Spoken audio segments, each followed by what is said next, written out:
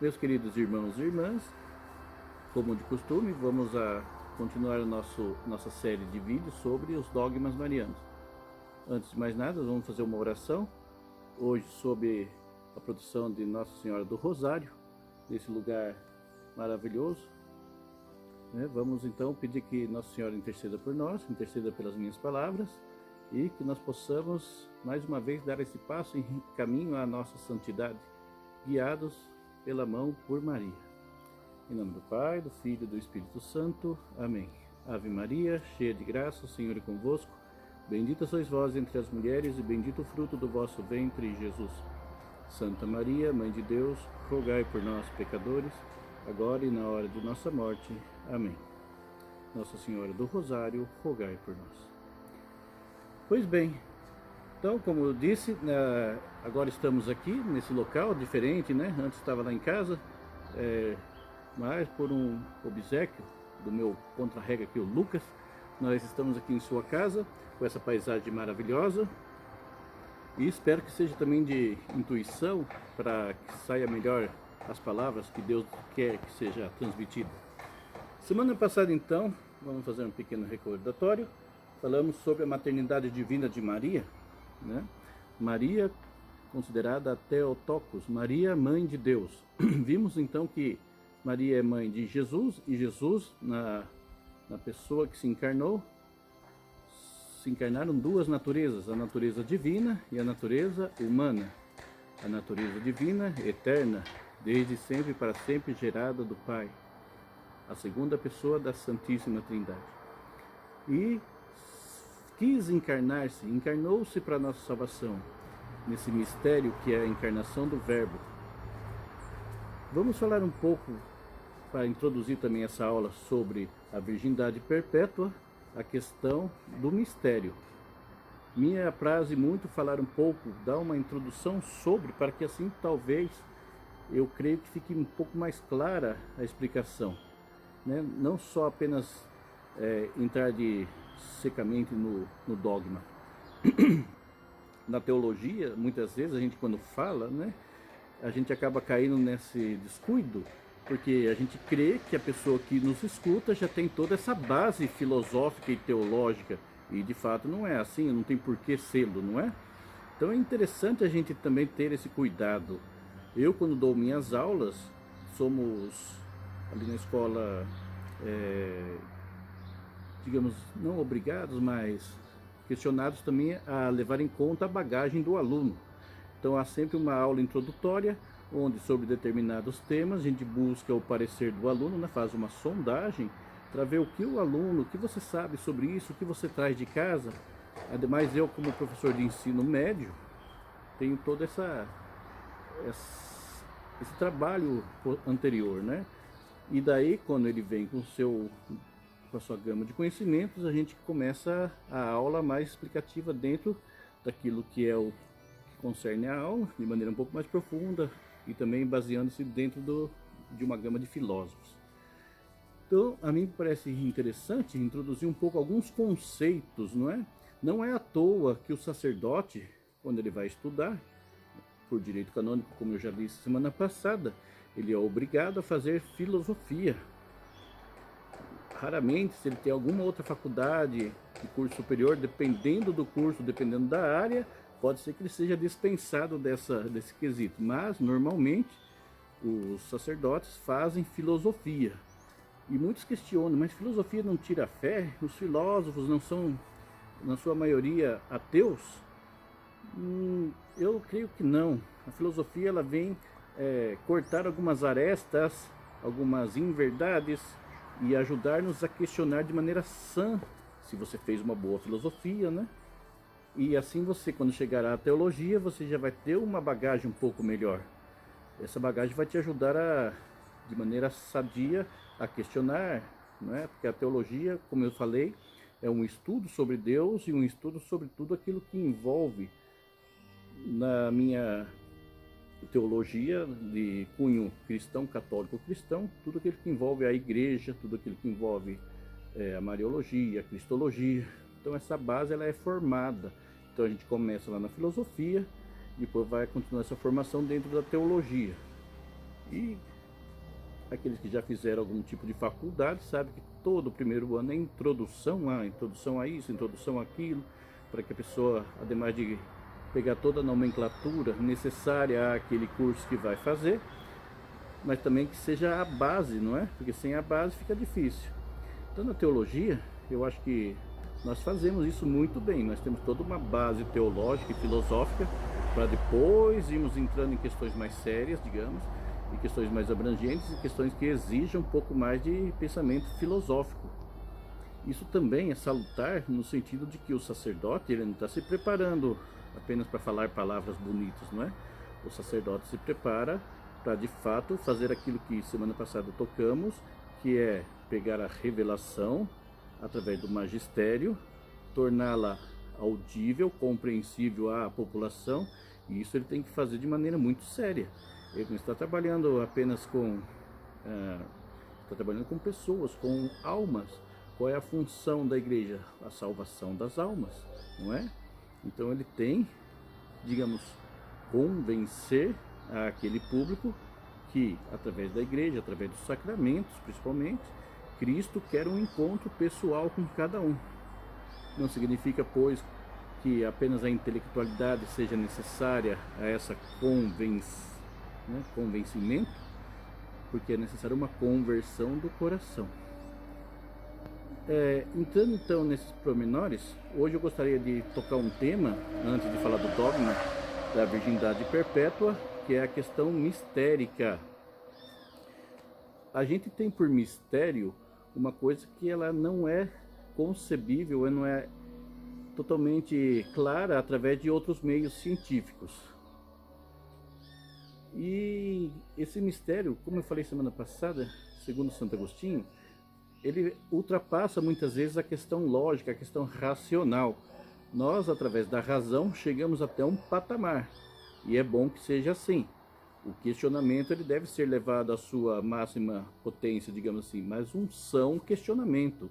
Um questionamento que te afasta da verdade, que te afasta do que é saudável. Isso não é salutar, isso ademais de ser contra a própria saúde, uma enfermidade, é inclusive um pecado, não é? Tudo aquilo que, se você tem meios lúcidos para pensamento, tem um pensamento bom, tem um pensamento que pode te levar a um encontro da verdade que é Cristo, e você o usa para mascarar inverdades, para mascarar soberbas, para mascarar medos, então isso você está usando de um dom que recebeu de Deus de maneira inadequada, e isso é mal, não é? Então Santo Agostinho mesmo dizia, repito-vos, a minha inteligência deve levar até o máximo buscando a verdade, mas há uma parte onde a minha fé vem em contribuição ao meu conhecimento, ela vem ser algo mais, ela vem me dar mais formas, ela vai me dar, digamos, mais suporte para a minha vida, porque o ser humano, ele não é apenas dotado de um corpo físico, não é? Qualquer psicólogo hoje, maiormente formado, ele sabe que o ser humano é um ser holístico. Ele é corpo, ele é emocional, ele é psíquico, ele tem toda uma estrutura. E uma estrutura fundante do ser humano, fundamental, é a parte espiritual. Não se pode negar a parte espiritual e dizer, trabalho com o homem holisticamente. Mas a parte espiritual ela é muito defragada, ela não tem importância. Cada um pensa o que quer, cada um faz o que quer, hoje não há. Isso é muito mal para o ser humano. Vemos que as formações hoje humanas estão muito quebradas, né? Quebradiças. Falta esse suporte, e esse suporte não pode ser esquecido, o suporte da fé. Um discurso científico, ele é muito válido, necessário, e a igreja nunca foi contra esse discurso. Pode ter havido equívocos durante a história da igreja, mas ela reconhece hoje, até João Paulo II pediu perdão pelos equívocos da igreja algumas vezes, mas hoje se reconhece os benefícios da ciência, né? O cientista de bom coração, com uma sã sabedoria, busca também o conhecimento dado por Deus. Mas não podemos então negar também essa parte espiritual. Seria um ser manco, um ser falho, não é? Um ser incompleto. Um ser incompleto, por mais formação intelectual que tenha, se não buscar uma tiver um saudável conhecimento também da verdade, da justiça social, de si mesmo, acaba atrapalhando. Como vimos, Cristo, ele se revela aos humildes. E ser humilde é abaixar-se, saber que eu não sou, né, eu sou nada perante Cristo, e pedir o seu auxílio sempre, ele que me auxilia. E hoje, essa semana, esse mês, nós estamos vendo como, através de Maria, podemos chegar de maneira mais fácil a Cristo. São Luís Maria Grignon de Montfort, livro que eu citei a semana passada, sobre o Tratado da Santíssima Virgem, Tratado da Devoção da Santíssima Virgem, ele fala: Deus é como o rei. Imagine você vai se apresentar diante ou do seu patrão, ou de alguém muito importante, não é? Você vai diante do governador, do presidente ou do bispo, você vai de qualquer jeito e você consegue chegar sem ninguém que te leve. Você pode chegar lá, bater na porta e a porta se abrirá e você, oi senhor bispo, sua bênção. Não, geralmente temos intermediários, não é? Chegar diante de Deus, eu querer que eu, ser humano, com um monte de imperfeições que eu tenho, chegar diante de Deus, há sempre um intermediário. Quem é um intermediário, né, entre mim e Deus? Cristo Jesus. Cristo Jesus, que morreu na cruz, assumiu a forma humana, assumiu os pecados da humanidade, não sendo ele pecador, e ele é o intercessor direto entre Deus e nós. Mas nós, católicos, temos esse privilégio de ter Maria como mãe e poder chegar a ela e ela nos levar a Cristo, para que assim, como eu disse a semana passada, ela possa dizer: fazei tudo o que ele vos disser. Bem, o que é o mistério? O mistério, então, é aquilo que nos abarca, aquilo que nos sobressai, aquilo que a gente não tem a total compreensão, porque senão não seria um mistério. Há autores que tentam dizer o mistério há, porque a ciência ainda não chegou a um tal patamar para explicá-lo. Alguns sim, mas há mistérios que são insondáveis. E não cabe ao homem, eu creio, perder o seu tempo em querer explicar ou em querer dar razão a um mistério. É uma coisa que é necessária à formação humana. A formação mistérica, a formação disso que está além do nosso alcance, também é importante a nossa formação. Porque há muitas coisas dentro até do nosso caráter humano que a gente não consegue explicar. Como é que a gente explica, por exemplo, o amor? Quando você ama alguém, você é capaz até de sofrer por aquela pessoa, diferente dos animais. O animal não sofre por uma pessoa, né? O animal não tem alma. Nós podemos olhar dentro de nós e essa é uma verdade. Por mais que há alguns que possam tentar negá-la, nós somos seres humanos e temos alma. Nossa alma é aquele aspecto da sua vida que você pode abrir mão de um prazer imediato em troca de um prazer ao outro, ou em troca de um crescimento de uma outra pessoa. A gente abre mão, a gente às vezes até por dor sofre para que a outra pessoa esteja bem, não é? Assim é, por exemplo, o matrimônio. O matrimônio não é você querer ser feliz sobre a outra pessoa. É mais o contrário, você querer fazer a outra pessoa feliz, e se aquela pessoa que você ama está feliz, você estará feliz. Santo Agostinho, há uma anedota sobre ele, que, tentando explicar o mistério da Santíssima Trindade, estava um dia na praia, né, meditando sobre essa questão mistérica. Qual será o mistério da Trindade? Como pode ser que três deuses estejam unidos num só Deus? Deus Pai, Deus Filho, Deus Espírito Santo. E tem até um livro chamado De Trinitate, da Trindade, de Santo Agostinho, onde um calhamaço mais ou menos assim, ele busca essa explicação. E você começa a ler o livro e vai, cadê? Vamos tentar entender esse mistério. Vamos lá, gente, vamos lá. Eu que fui agostiniano lá com meus irmãos, vamos tentar entender. E essa anedota diz que ele estava na praia pensando sobre o mistério da Santíssima Trindade e, curiosamente, viu um menininho que ia no mar enchia uma concha d'água e trazia a um buraquinho na areia. Corria ao mar, enchia essa concha d'água, voltava a colocar nesse buraquinho. E Santo Agostinho ficou intrigado, né? Falou, mas o que será que esse menino quer? E questionou-o. Falou, menino, escute, mas o que você está fazendo? E o menininho disse, eu estou pegando aquela água ali daquele mar, tá vendo?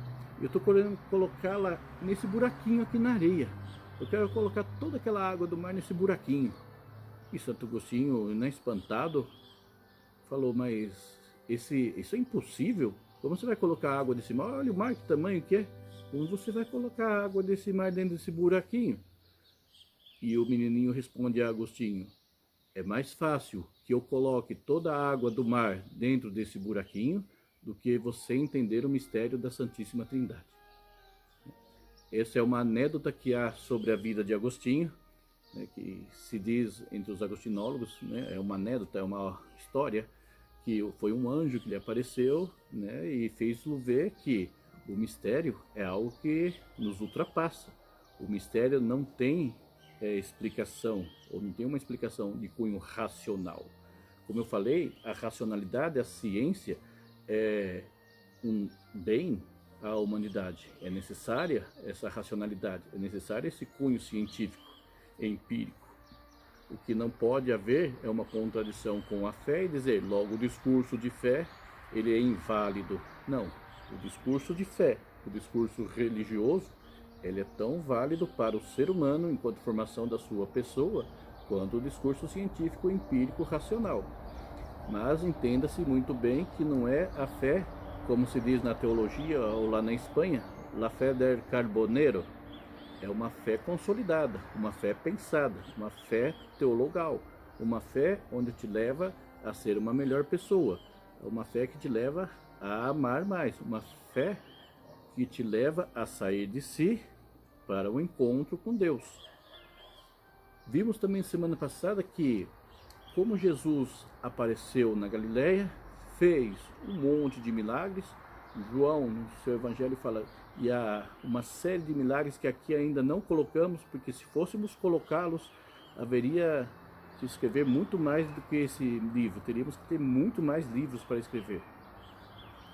Se só pelo ato dos milagres de Jesus o povo se convertesse, talvez não seria necessário, né, tudo aquilo que aconteceu. Se converteriam, olhariam a Jesus e diriam, esse realmente é o Filho de Deus. Mas o que nós vimos foi que não. Quando eles começaram a questionar os milagres, não questionavam os milagres em si, mas questionavam a pessoa que fez os milagres, no caso Cristo. Não é esse o filho de Maria? Esse não é o carpinteiro? Esse não é um como nós? Esse não saiu lá de Belém? Poderá sair algo bom de lá? Esse não é o Nazareno? Ou seja, inclusive no final do Evangelho, Pedro, vendo que, bom, Jesus havia morto, Pedro sempre foi aquele que tomava a iniciativa, né, dos atos, falou, bom gente, vamos pescar. Jesus foi morto na cruz. Não há tempo aqui talvez, para não me estender muito, explicar por que Pedro, onde ele se baseou nisso, qual foi a reação de fato pela morte em cruz de Cristo, tanto falada por Pedro, como dos outros apóstolos, como também de São Paulo. Mas é uma passagem que caberia uma outra aula só sobre isso, muito interessante. Mas Pedro, ele voltou à vida normal. O que vamos fazer? Eu era pescador, antes de seguir a Cristo, eu vou voltar a pescar. Foi preciso que viesse em Pentecostes o Paráclito, o Espírito Santo que lhes foi colocado, né, naquele momento, para que aquela força do ressuscitado adentrasse em seus corações e eles, através da fé, conseguissem assumir o Cristo crucificado como Senhor pleno de suas vidas. E assim a igreja foi propagada. Hoje em dia, nós também temos esse convite, não é? Nós também somos convidados a enxergar a Cristo pela fé. Não apenas o Cristo homem, ou o Jesus homem, o Cristo histórico que se diz em teologia. Ele existiu e hoje, se houver alguém que diga que Jesus não passou por essa terra como ser humano, um homem, é considerado no mínimo ignorante, porque há relatos históricos onde confirma, né, que Jesus de fato foi um homem e passou por aqui, esteve entre nós. Agora, do Jesus histórico intuir ou conceber ou acreditar no Cristo da fé, aí é um passo gigantesco. O passo para crer na ressurreição é um passo de fé. Essa fé, como eu disse semana passada, aqui eu repito, é uma fé que não está desencarnada, é uma fé que faz necessária uma intermediação. A intermediação da fé é feita pela igreja, a igreja que nos dá essa vazão. Pois bem, por que toda essa introdução em relação ao mistério? Porque vamos entrar na chamada virgindade perpétua de Maria, não é? E o que é a virgindade perpétua? A virgindade perpétua, a grosso modo, falando de maneira simples, é que Maria foi virgem antes, durante e depois do parto. Essa é a fé da Igreja Católica, não é? Aqui no Concílio de Latrão foi-se falado no ano 649 sobre a virgindade perpétua, Papa Martinho I. Se alguém não confessa de acordo com os santos padres, propriamente e segundo a verdade, como Mãe de Deus, a Santa, sempre Virgem e Imaculada Maria, por haver concebido nos últimos tempos do Espírito Santo e sem concurso viril, gerado incorruptivelmente o mesmo Verbo de Deus, especial e verdadeiramente, permanecendo indestruída ainda depois do parto, sua virgindade, que seja condenado. Ou seja, a Igreja crê que Maria, de fato, é virgem, né? Vamos analisar um pouco essa questão, vendo a questão histórica também. Maria, pois, ela estava prometida a José, e naquela época um casamento durava em torno de uma semana. Já sendo prometida, a mulher poderia ter relações com o seu prometido e ela poderia então estar legalmente já grávida, não haveria nenhum escândalo. Quando se ouve aquela parte onde José diz que queria abandonar Maria, né, porque estava grávida, não é, às vezes a gente ouve algumas explicações teológicas e de fato nos assustam, hein?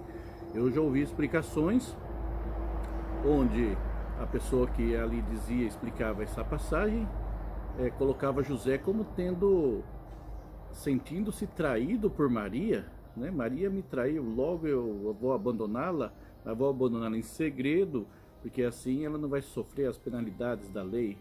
Isso é um absurdo teológico tremendo. Isso não foi assim, não ocorreu assim.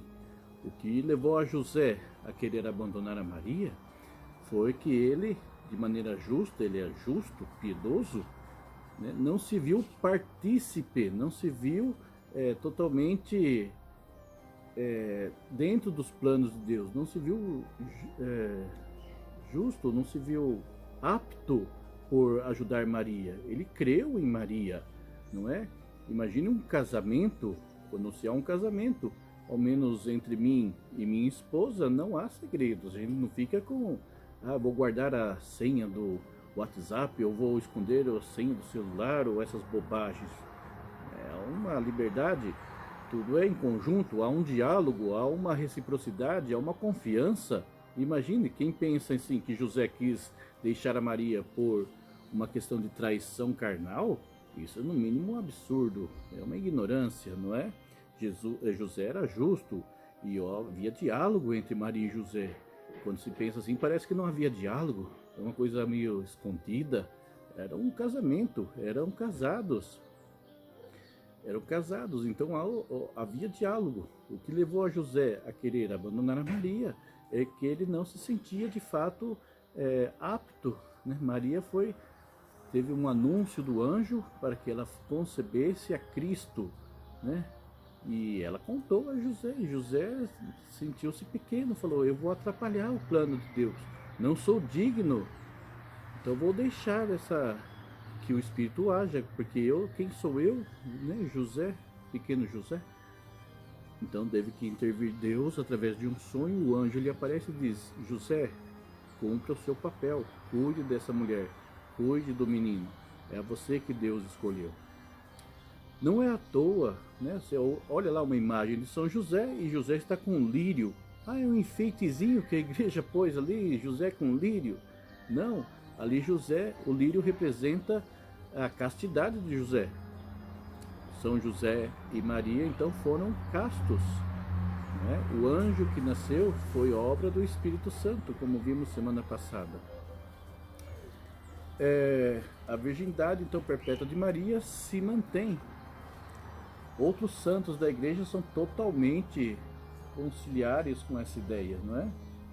Dentre eles podemos afirmar aqui São Inácio de Alexandria, São Justino, Santo Irineu, o próprio Santo Epifrânio, São Efrem, Santo Ambrósio, né, bispo de Hipona, Santo Agostinho, São Jerônimo, exímios defensores da virgindade de Maria. Maria, virgindade perpétua, né? É uma parte então integrante da fé católica, da fé cristã.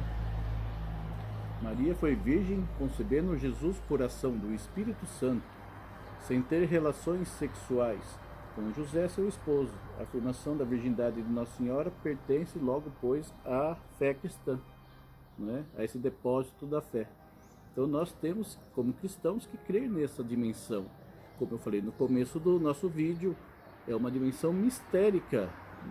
Às vezes nós queremos entender e explicar tudo. E essa explicação, se fosse algo talvez saudável, poderia até ser, né, buscada como uma apropriação boa à fé ou à igreja.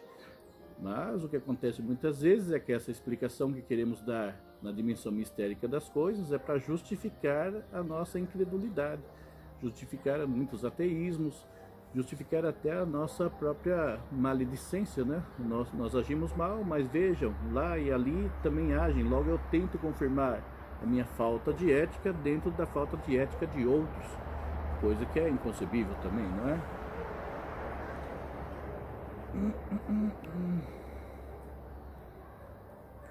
Na bula do Papa Cum Corundam Hominum, de 7 de agosto de 55, o próprio Papa Paulo IV afirma de maneira categórica que Maria é sempre virgem, virgem antes, durante e depois do parto.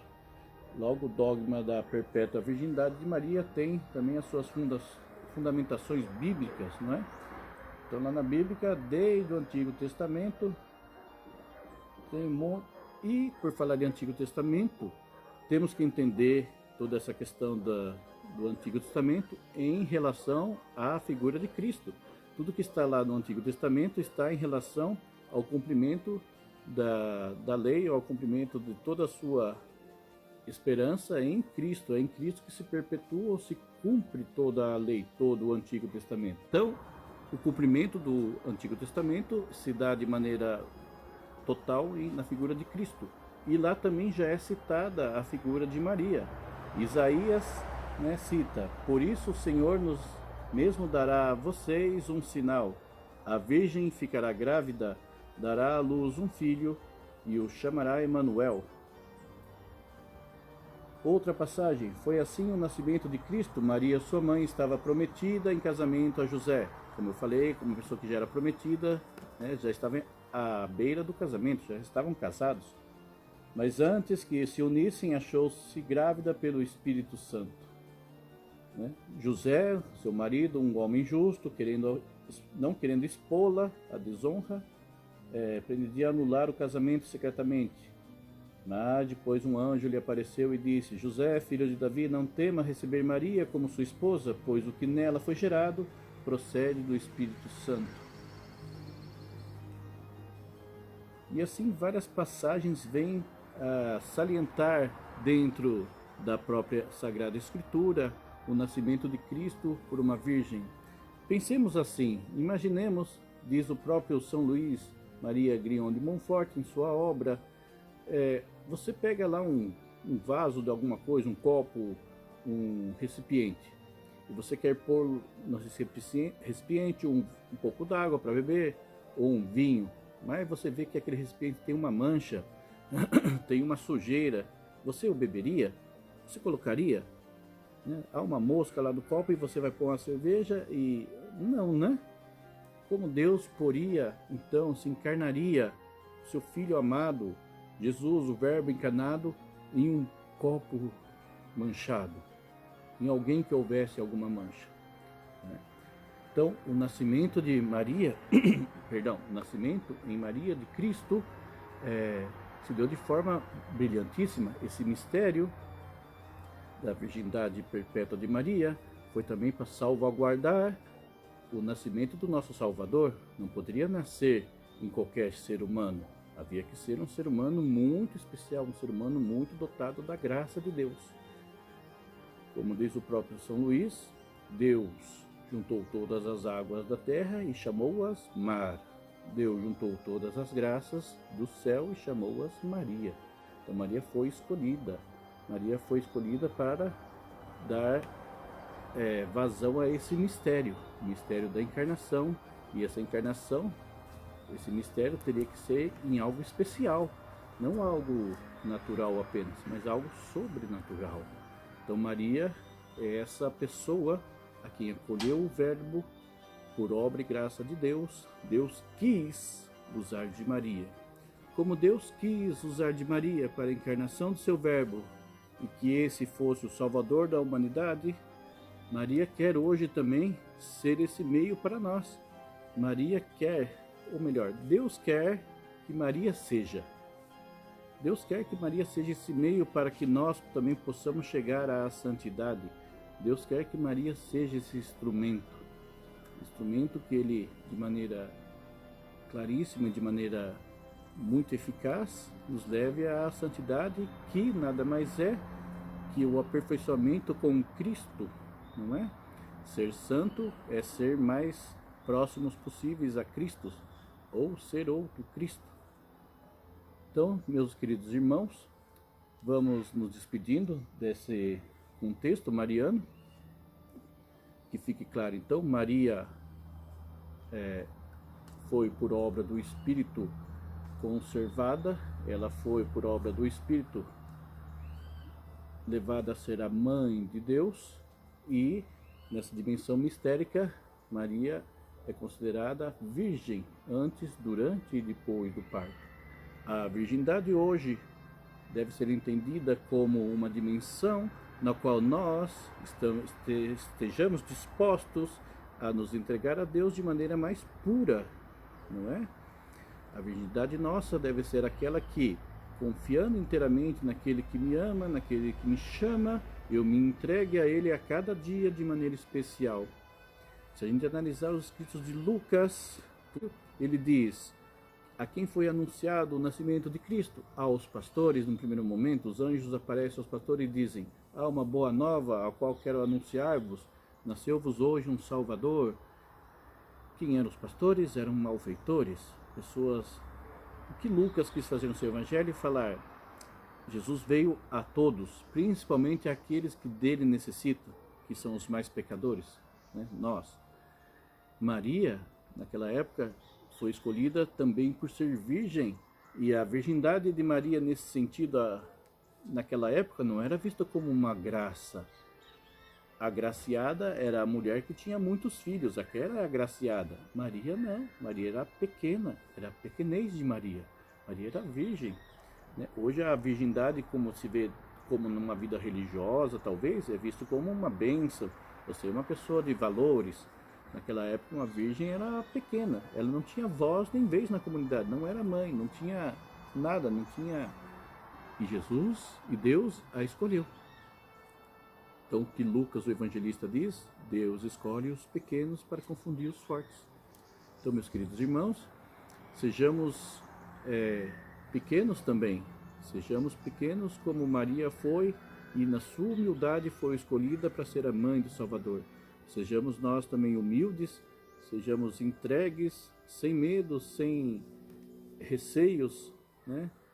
Mas eu não entendo. Não se preocupe. Use da sua fé de maneira clara, use da sua fé de maneira que te absorva mais santidade, Use de sua fé para que você também cresça em santidade. E não se preocupe com a sua pequenez, com a minha pequenez. Não se preocupe que não somos dignos, de fato. Né? Somos pecadores, somos pessoas que estamos no caminho, mas Deus quer nos escolher. Deus não precisa de fato de nós. Deus, é onipotente, mas Ele quer que nós o sigamos, quer que nós o sirvamos, para que assim nós possamos ser mais livres, né? Libertando-nos do pecado, libertando-nos da culpa, faz com que nós possamos ser mais livres. Então, meus queridos, que Deus nos abençoe. Espero que tenha sido salutar essa nossa conversa e na próxima semana seguiremos mais uma vez, se vocês me permitirem, trabalhando os dogmas marianos. Vamos terminar então esse nosso encontro pedindo que Maria, a Santa do Rosário, nos estimule a sermos santos e com ela sermos sempre unidos a seu Filho. A nossa colocação, vamos com Maria anunciar o Magnífica. Minha alma glorifica o Senhor, meu espírito exulta de alegria em Deus, meu Salvador, porque olhou para sua pobre serva. Por isso, desde agora, me proclamarão bem-aventurada todas as gerações, porque realizou em mim maravilhas aquele que é poderoso e cujo nome é santo. Sua misericórdia se estende de geração em geração sobre os que o temem. Manifestou o poder de seu braço, desconcertou os corações dos soberbos, derrubou do trono os poderosos e exaltou os humildes, saciou de bens os indigentes e despediu de mãos vazias os ricos. Acolheu a Israel, seu servo, lembrando da sua misericórdia, conforme prometera a nossos pais, em favor de Abraão e de sua posteridade para sempre. Amém. Em nome do Pai, do Filho e do Espírito Santo. Amém. Então, meus queridos irmãos, eu os convido a que no próximo sábado estejamos outra vez juntos e vamos discutir um pouco sobre o dogma da Imaculada Conceição de Maria, dogma muito visto na igreja e muitas vezes causa controvérsias e discussões, né? E que continuemos a resta dessa semana do Santo Rosário para que encaminhemos-nos ainda mais aos braços dessa Mãe que nos ama no nosso processo de santificação. Um forte abraço a todos e que Deus e Nossa Senhora nos abençoe.